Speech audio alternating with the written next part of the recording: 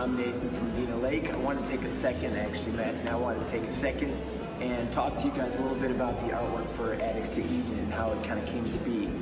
It's a long story, but I'll try and hone it down. Basically, we were working on the music for Addicts. We were in Chicago at our rehearsal spot, and I was just text messaging with an old friend of mine from high school, and somehow we got on the topic of artwork and stuff, and we were going back and forth, and I was telling her that there's this collection called Dr. Seuss's Secret Art that I'm crazy about. It's super cool, and it turns out she had one, and I was like super blown away because they're thousands and thousands of dollars, and I didn't know she was rich as hell at this point anyways. But long story short, she referred me to this other artist she was super down with named Victor Linden, and he's like a new up-and-coming guy in the art field. And she said she just bought one of his paintings for like $20,000 or something, referred me to his website. I went and checked it out. It's StVictorDiaries.com. And I was blown away by the artwork. And so I just spent hours on his site checking it out and reading about all of his paintings and everything else, and just like felt this connection to it. Like I just adored it. So on a whim and an absolute long shot, I emailed him from the contact thing on his site, and I was like, hey, what's up, this is Nathan, I'm playing a band called Medina Lake. I told him all about it, about the band, about our concepts, about the first record, and that we're working on a second record, and we have the storyline together, and blah, blah, blah. So I really didn't expect anything from it, and literally the next day, he emailed me back. Apparently he was already aware of the band, and was like super into the whole concept and everything. So we just started talking, and I was like, if there's any way you'd be interested in working on this project with us, Addicts to Eden, you know, it would be amazing. We certainly don't have $20,000 or anything to pay you for it. And he loved the idea, and he was super cool. So we basically just started talking about everything from philosophies, life experiences, his career path, our career path, what we believe in. We sent him all the song titles and lyrics to the new record that we worked on at that point. We sent him the story, the first section of the story, and the new one we've been working on, Scorched Earth, and everything else, and basically gave him a bunch of ideas of what we thought Addicts to Eden, you know, represented and everything else.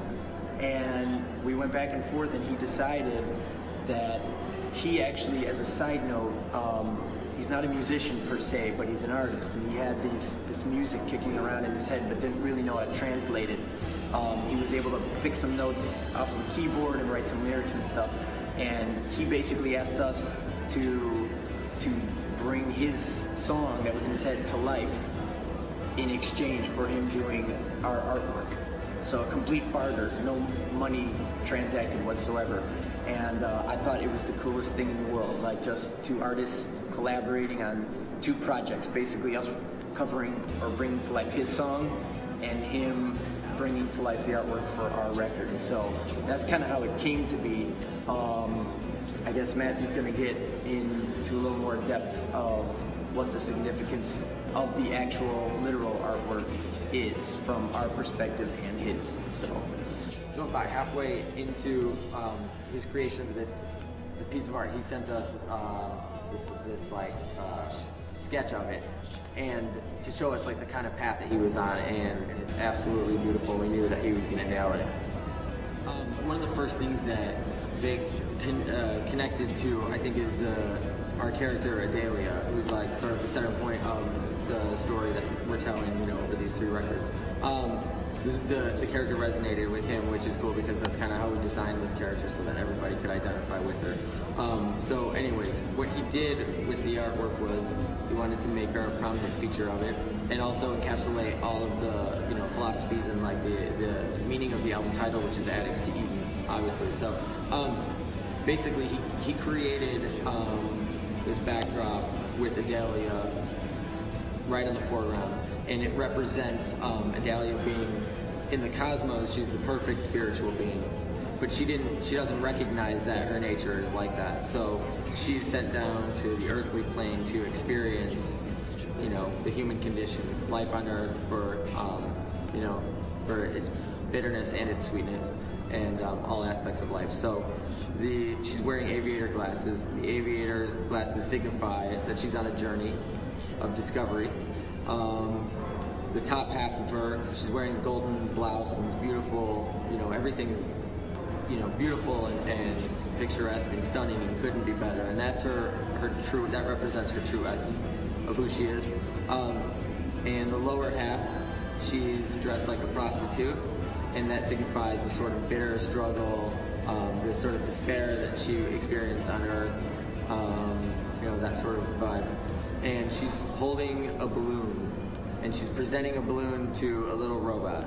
The balloon represents sort of consciousness. So she's bringing consciousness from the cosmos down to this earthly plane, and she's handing it to a little robot. And the little robot represents like the instinctively programmed mechanical survival mechanisms that human beings have. So she's in essence, bringing her true beauty and essence down to this earthly plane. And the birds, when she presents the balloon of consciousness to the robot, these little birds go flying out, essentially indicating, sort of freedom from the human condition. And there's 2 birds left inside, and they are in the shape of a heart. So she's basically bringing, love and spirit to this earthly plane. So, that ties into the album title, Addicts to Eden, because it's about discovering your own path, your personal utopia. And those are the issues and subject matter that Nathan deals with in the lyrics, and it's extremely relevant to the story. So it was cool. We really collaborated, like Nathan was saying earlier, with this other artist, and we got into each other's, pieces of work.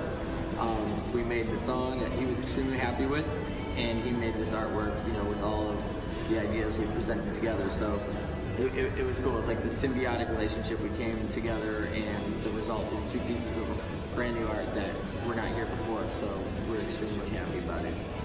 Ancients, I believe them all, of hell and the falling, how the sun's not blind.